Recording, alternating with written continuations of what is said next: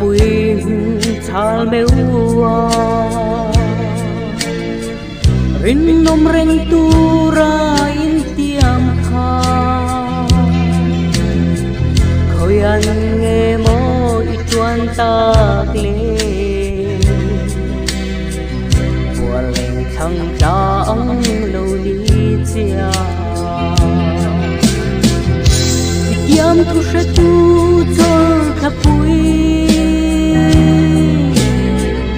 a eng rua ye pia le moi hoin thai thar belin liam ta mo loi khinu la min tiam giống te khao don ki le ro de tiam yu kan su lit nu fan sa hiano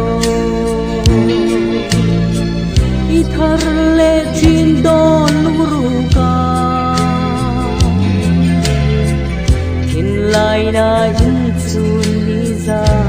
kwa kapang liam der liam nang vang yam thu se tu chol thapui a eng ro ye pia le moi hui chai thar belin ni liam ta mo loi khinu la min tiam giống te khao don tu le ro de tiam yu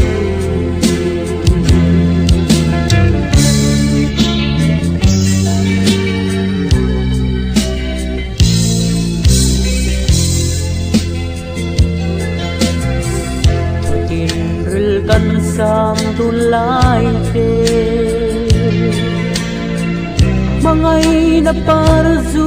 don tu na kan in lom lai a chuai so ta yam tu sut mang der yam nang fa yam tu sa tu